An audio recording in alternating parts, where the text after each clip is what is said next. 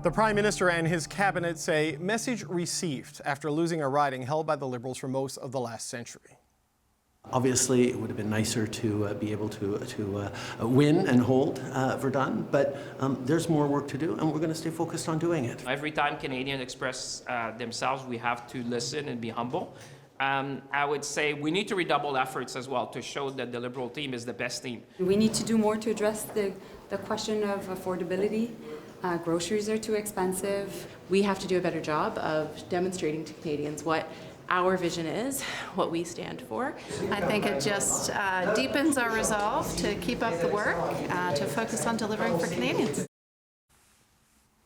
Well, instead of the Liberals, the Bloc Québécois came out on top in the LaSalle-Émard-Verdun by-election. The Bloc also has new power in Parliament, as the Liberals can no longer count on their deal with the NDP to keep them in power.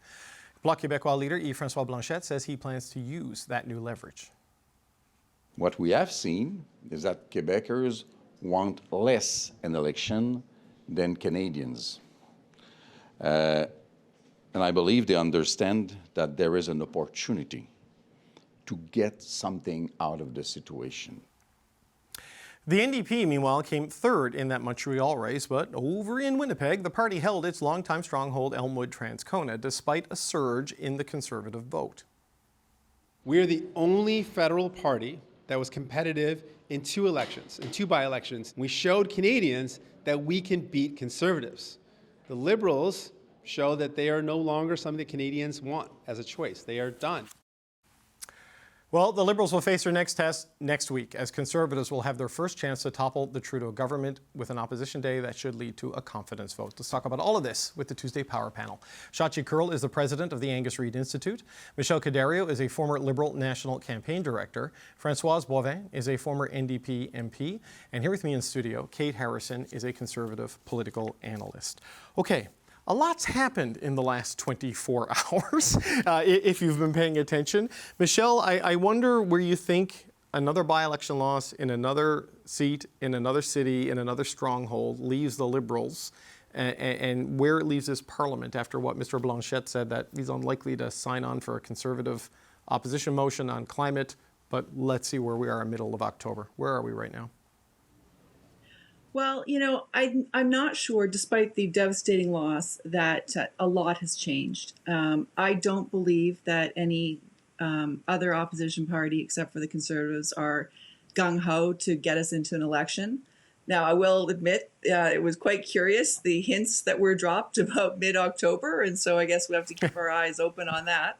But I also don't think it really does anything to change the Prime Minister's mindset in terms of staying on. I'm sure it will be an incredibly uncomfortable caucus meeting on Wednesday morning, and a lot of very nervous members of Parliament roaming the halls.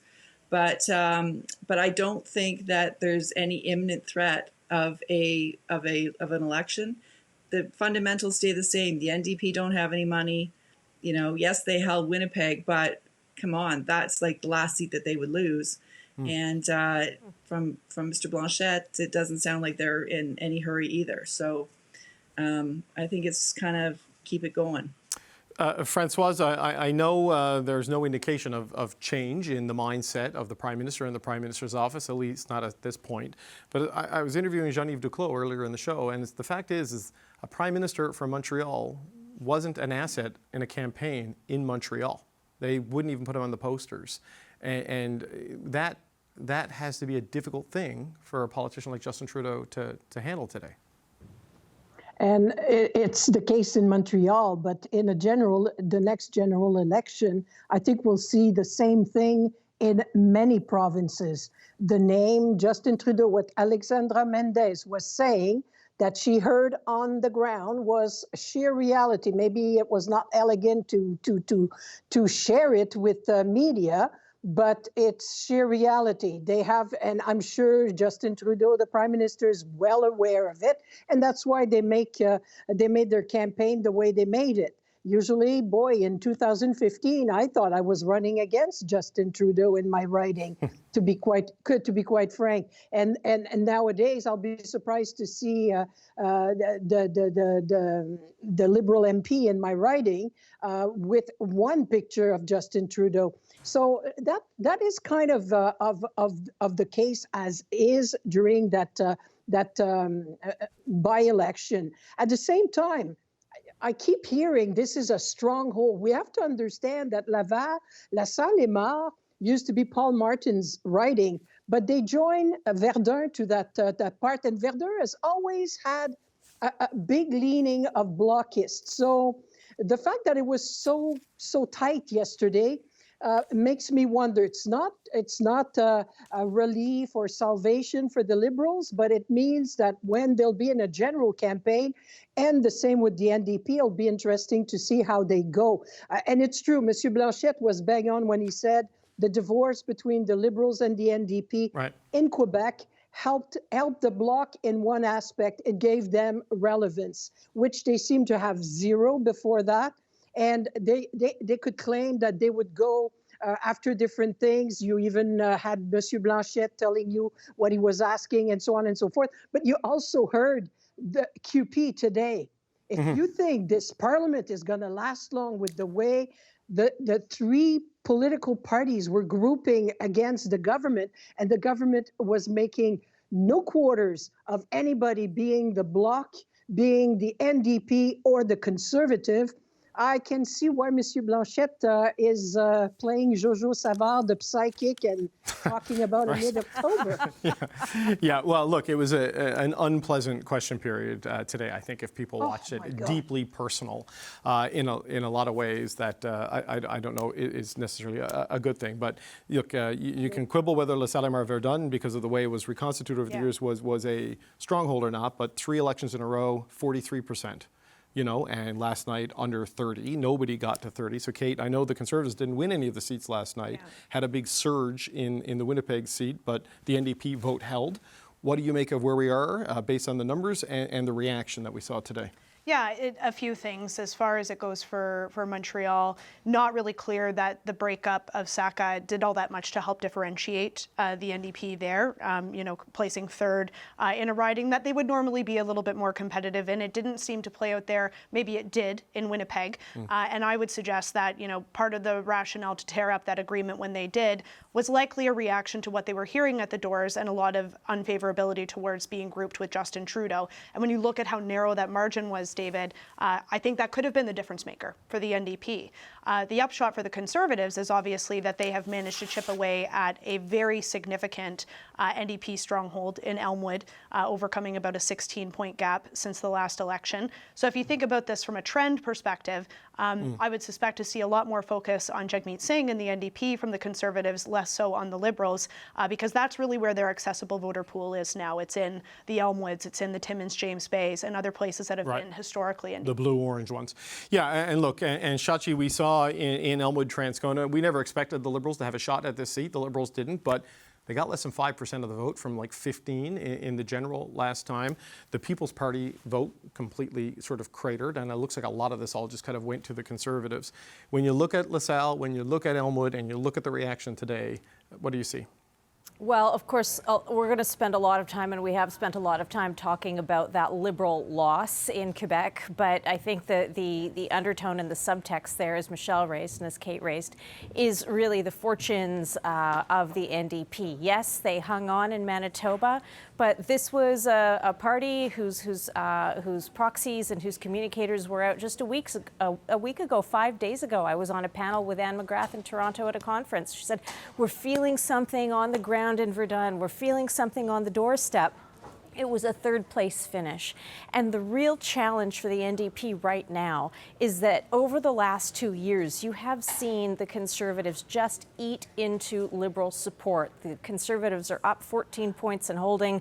The Liberals are down 14 points and cannot seem to buy a point in an upward direction. You would have thought, one might think, that a lot of left-of-center vote would now start looking seriously at the NDP as an alternative. And I think it is profoundly telling telling that we have not seen the NDP make any movement over the last 2 years. They've been stuck at about 20% in the polls. Right. And so despite what you see on the ground and the bravado and the talk of momentum and the talk of change, Jagmeet Singh, this has to feel as frustrating for the NDP and Jagmeet Singh as it does for the Liberals, because they are not breaking through. They are not capable at this stage of showing that they can take advantage of really the absolute catastrophes that Liberals are going through. But just let me ask you about that. So they got about 49% in Elmwood-Transcona in the general with Daniel Blakey. They got 48% last night. So they held, right? Like, you know, They did lose some vote share. Yeah, about 1.5 percentage points. But holding is not the same as gaining. As gaining. Understood, but they held that seat. They didn't sink in the face of a surging National Conservative Party, and the Liberals have lost in both, right? So, but even on LaSalle-Émard-Verdun, I know they came third, but they went from a 19 vote share to a 26 vote share, and second place had 27 and first place had 28. So, I mean, you know, I don't know if that's the NDP or Craig Sauvé, who is seen as a very good by-election candidate, but there's no loss, and then there is a gain in share. I mean, there's something positive in that, isn't there, Shachi, for them? I don't see a greater trend, David, is what I am trying to tell you. Right, okay. You can read the tea leaves, right? That is what I just spent the last couple of moments saying, is that they have to be able to capitalize on the Liberals' loss and momentum. These two parties are now tied in vote intent at about 20 points apiece. That Liberal vote, that left of center vote that is remaining with the Liberals has not started to defect in one way at all towards the NDP. So you now have a split left of center vote. The story of the 2015 election, the story of the 2019 election, to a lesser extent the story of the 2021 election, is where does the left of center vote land? And we know that the NDP vote over time has really struggled to gain and hold vote share, right? It's a mile wide and an inch deep, and it's perfectly willing to abandon the NDP time after time after time and vote Liberal in order to stop the Conservatives. And I start to wonder if, you know, you look at the machinations, you look at what's happening, and do you actually see a play now where the Liberals, as broken and bruised as they are, start to say, look, if you really want to stop Pierre Poilievre, you've got to come on back to the big red tent. And so that has to be the concern. That's got to be the concern for Mr. Singh. Yep, no, the strategic voting thing, but this vote splitting on the left, Michelle, it's kind of the 90s in reverse if you look at it and break it down to some degree. We've got a confidence vote coming next week, it looks like. We're going to see a lot of this. We're going to see a lot of drama. What do you anticipate that we'll see from the Conservatives on Tuesday and then from Parliament on Wednesday when they actually have to make this decision? Where does it go? I think we'll see a lot of bluster from the Conservatives about it's now time to go into election campaign and going on the carbon tax or whatever they choose to do. But again, I don't anticipate the government falling at all. I think it was smart strategically to put a confidence vote in front of the House at really the earliest possible moment, putting the NDP on the spot about just how excited are you for an election campaign. I don't get the sense from Mr. Singh and his approach to other things today that he's all that excited and in that great of a mood to be going before Canadians. So, I think that it will be the easiest confidence vote, I suspect, that they have over the next little while. But I don't expect any kind of big change happening there. So, Françoise, the scenario that Shachi laid out about you can see a path here for the red team to scare the orange team to stop the blue team. How do you see that manifesting itself over the next little while? Well, having lived election, being a Liberal, and then the NDP, I lived it on both sides. So when you're a Liberal, you could say, don't go waste your vote on the NDP because we have to stop Harper. And that was the thing that we kept saying. When Jack Layton was at the helm, he was saying, don't even think about the Liberals. They're not in the picture no more. And we can be the alternative. And it's a bit the same that I'm hearing from Jagmeet Singh. But does Jagmeet Singh have the same aura, the same leadership presence that Jack Layton? When Jack Layton said that the first time in 2000, 2008, people kind of laughed at him, media included. But when he said it in 2011, people were laughing way less because they could see that there was an organization, there was money, there was a lot of things. I think Jagmeet Singh just started, and maybe that's why it was just a little bit too late, just enough time by getting out of the agreement with the Liberals to probably save the riding in Manitoba. And at the same time, just maybe 1 week too late for Craig Sauvé to maybe do the shift to get the 1% ahead of the Bloc. So he will have to show a bit more than he's been showing so far. So that's my take, but it's going to be used, definitely. I can just picture it, that it's going to be a battle, Liberal, Conservative, who you want at the helm. Okay, Kate, final thoughts on this segment. I wonder about next Tuesday, which is the Opposite motion, and Pierre Poilievre has said they want to bring him down, confidence motion, earliest opportunity, carbon tax election. Mr. Blanchette doesn't sound like a willing partner if it's on climate.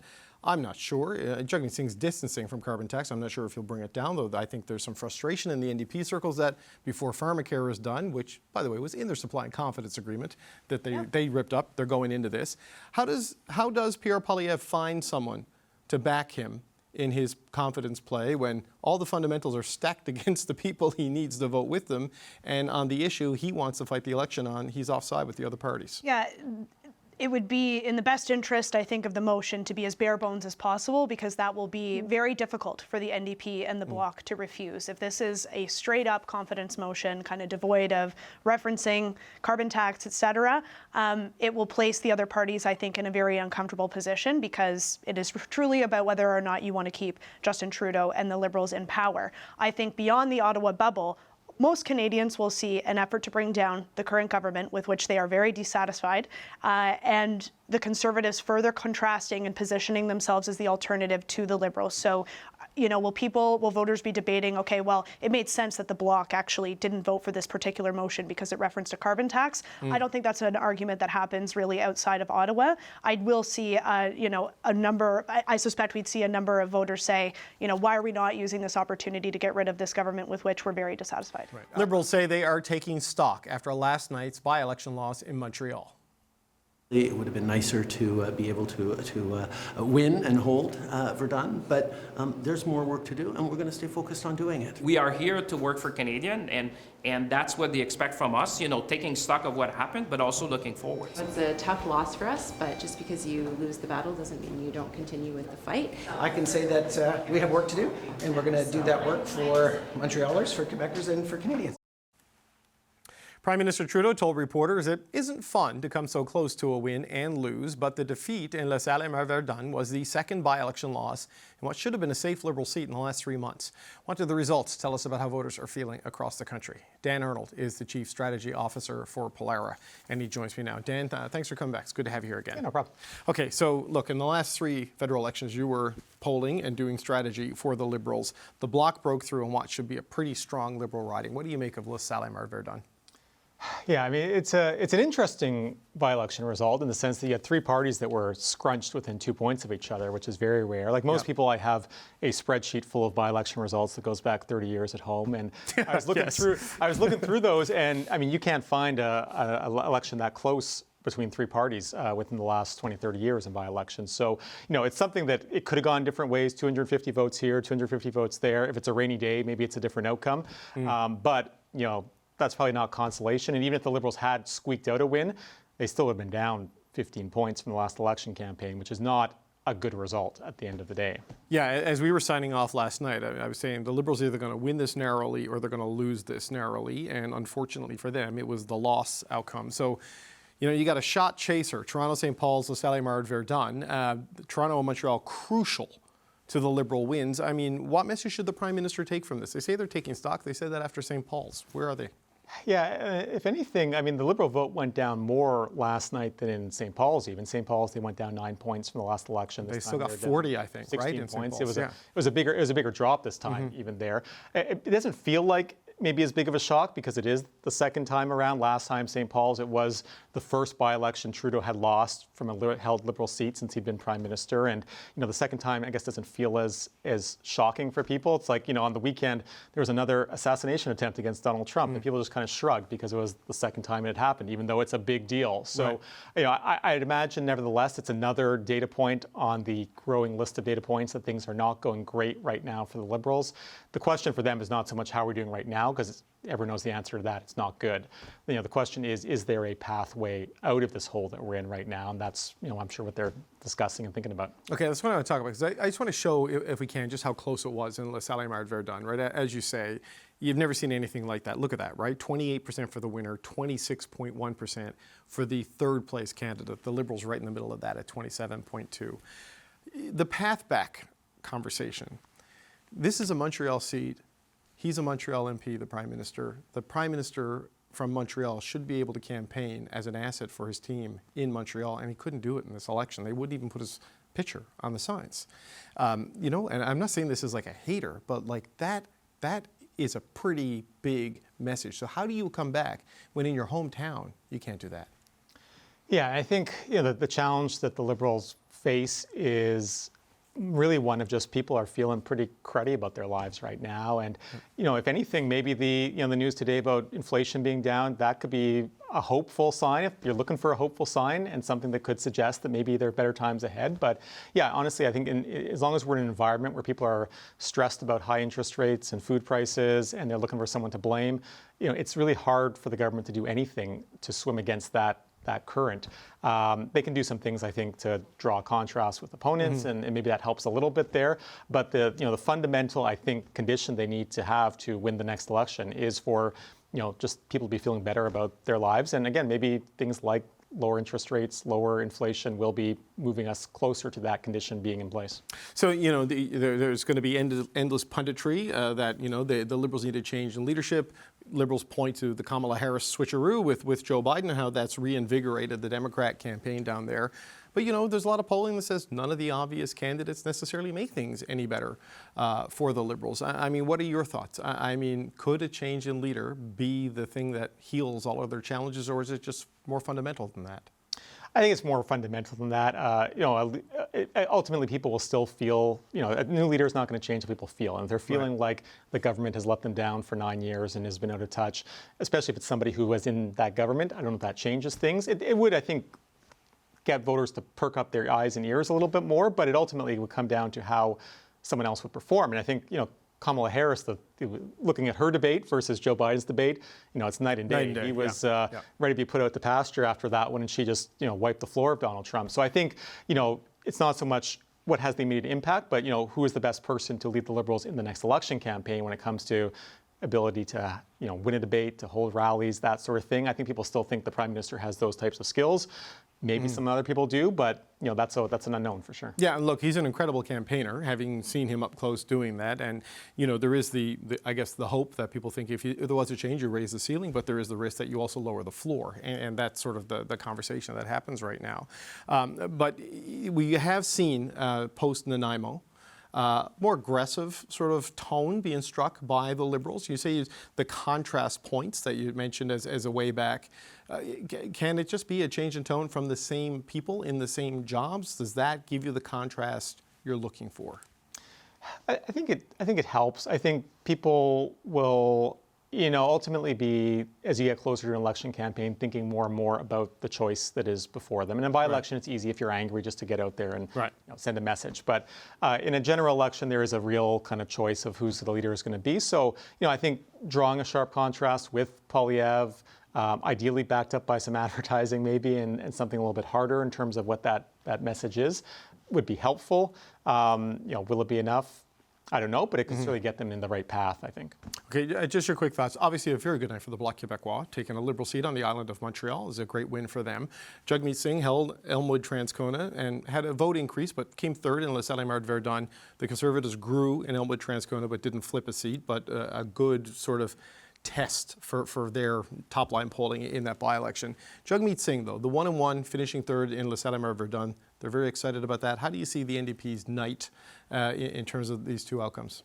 I mean, the NDP being very excited about that kind of reminds me of the 29 election campaign when Jagmeet Singh was dancing on election night despite having lost, a Half his good chunk of caucus. his Yeah. caucus. They did hang on in Elmwood-Transcona. They hung on, though, by a relatively narrow margin and probably hung on thanks to an assist from Wab Kinew, for being honest about what happened there, both on the ground and from a just brand building perspective. They did very well in Montreal, but they had a good candidate in Montreal. So, yeah, I think it's something where if you were in the Jack Layton building last night, you were probably relieved that they didn't lose the seat they held. You're probably disappointed you didn't win the other seat, but I don't know if it really changes anything. I don't think you come back to Parliament today with the NDP feeling stronger and more emboldened to bring down the government or anything like that. But they certainly escaped the worst case scenario, which would have been losing 2 by-elections, in which case everybody would be talking about not Trudeau's future, but Jagmeet Singh's future as NDP leader. Yeah, no, he winning Elmwood was very important. Dan Arnold, Chief Strategy Officer for Polaire. Appreciate the time. Thank you, sir. No problem.